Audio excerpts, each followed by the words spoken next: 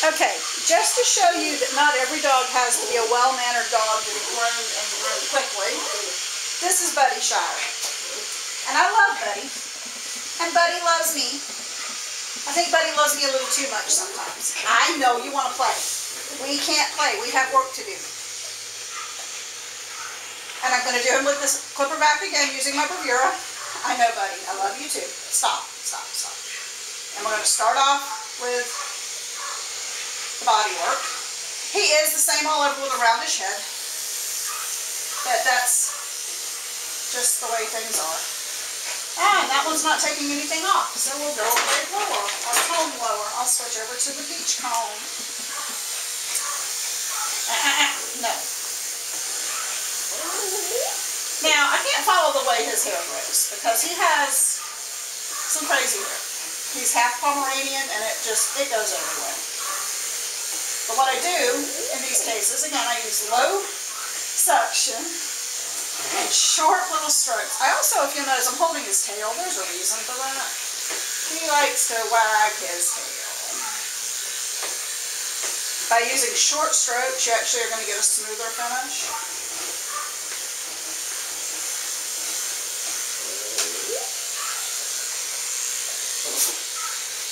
And he has a really dense coat. It's very thick. He's a little on the crazy side. Like I said, I think he loves me a little bit too much. We have one groomer in here who cannot groom him at all because all he wants to do is play and hump and play and hump. Now the same thing that I did on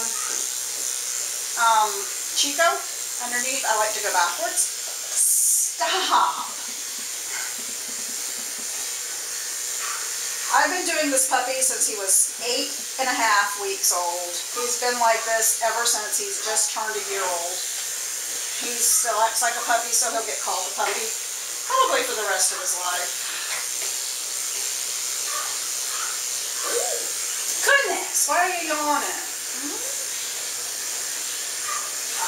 And again, Buddy is also staying with me for the weekend, so I've already done his sanitary work just because I wasn't planning on videotaping it, and then it dawned on me I could show you how to work on a not so easy to work on dog.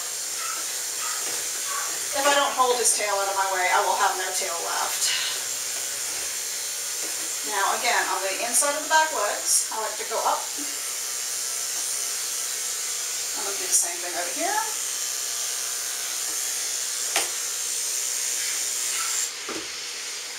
And now he was already thoroughly combed out in the back by the bather and dryer.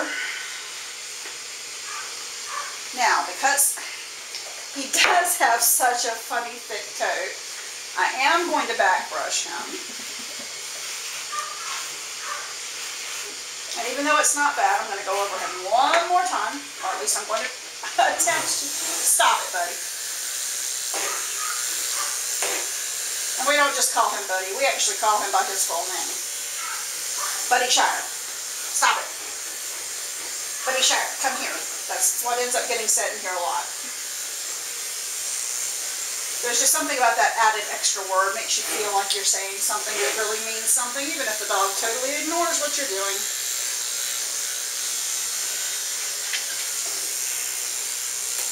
You see what a nice finish we get? I mean, it's really a quick and easy, nice finish I'm getting here, even with the tail beating me in the face. Can I get you to turn around this way? Thank you. And then my arm is in the way and I apologize.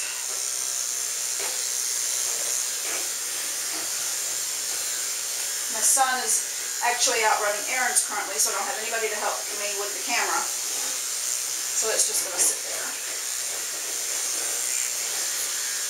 He is one of those dogs that if somebody comes in the door and I have to stop on him, he has to go off. Sometimes I can put a rear loop on a dog and I don't feel like they're going to go anywhere. Not very often, but we all know there are some dogs that would stay on the table if they were unrestrained at all. If I were to put a rear loop on this dog, I think we would have a Supermaning dog. He's just a little crazy. And there goes my telephone.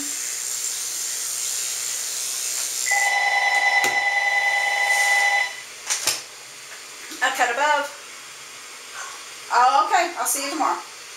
We're here till 4 tomorrow. Oh, 5, right at 5:30. Bye. Sorry about that. That was Sunny, my resident Shih Tzu's mama, telling me she's not going to make it today to pick him up, which I sort of figured she wasn't going to do anyway. Betty, stop licking me.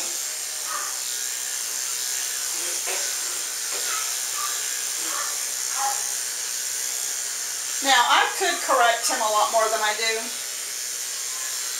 But I don't think it would do any good. I think he is just such a happy dog and just enjoys being around people, and I just don't think that he's being bad. I think he's just extremely happy. And I would rather have one that was extremely happy and very wiggly than one that was aggressively trying to bite me or trying to get away. And he is not doing that, so I don't know. I guess in my opinion it's just not worth fighting with him over. Now, there are times when I have to put my foot down and go, okay, knock it off, but they're few and far between with him. And now, just because I'm not happy with the way the neck is turning out, and I'm fixing to get to his head anyway, I've switched over to my A, and I'm going to go backwards up the neck and into the top of the head. He's a little bigger than Chico, but he gets a similar face and head, which is kind of funny.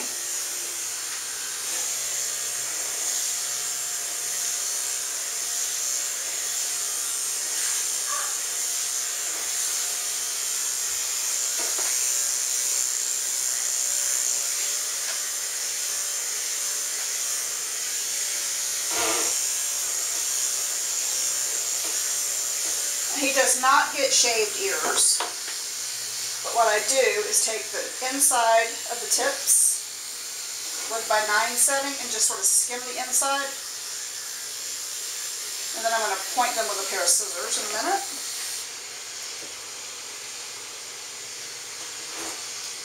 Let's get your neckline set.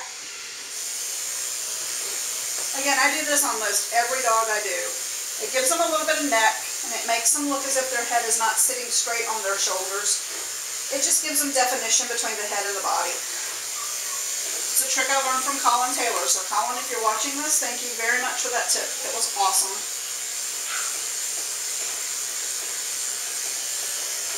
And not only does it give them more neck, but you can see what it does here. It lengthens everything in here, and it gives me separation. It also, if he wears a collar, which he doesn't, but if they did, it minimizes the matting under there. Makes it much easier to control. Okay.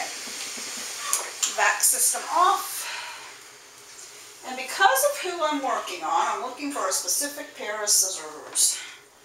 It's not super sharp. This is not the ones I'm looking for. I don't actually see them, so do not lick my scissors. And I'm not using chunkers on him. I am actually using straight shears. These are my Kenchis. I was looking for my minks, or my monks rather, but there's my Kenchis.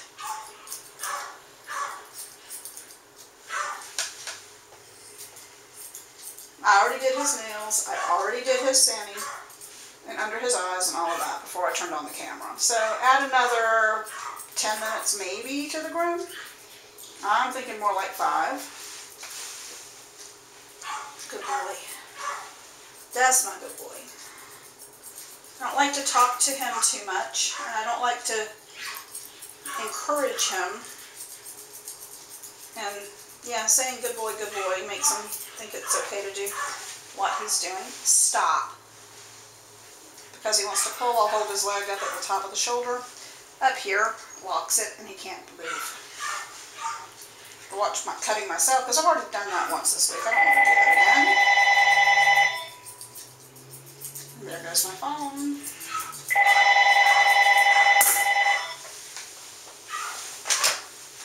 A cut above, may I help you? I'm good. Doing just fine. Yeah, I haven't had any trouble at all with her, Barb. She probably did. But no, she's doing just good, really good. They're both together and they're doing fine. All right. I do. You don't have to worry about them, though. I got them. All right. Bye. Sorry about that. That was Katie and Sophie's mama calling to check on them. I have a house full of boarding dogs for some reason this weekend. I'm not really sure why that is. Nothing going on that I'm aware of, but I actually am out of boarding cage runs, and I'm having to put people in other cages that I don't really like to do. So. Stop. Now, because I went backwards in between his legs, there's not as much to scissor as there was on the front legs.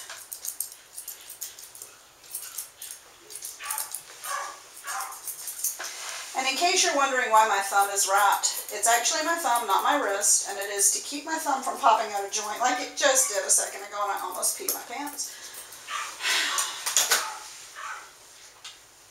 I have issues with my hands, and I've talked about them in depth, but my right hand is beginning to give me a whole lot of problems. Hello. I'm good. I'll be right there. All right. And I am going to stop this camera, and I'll come right back.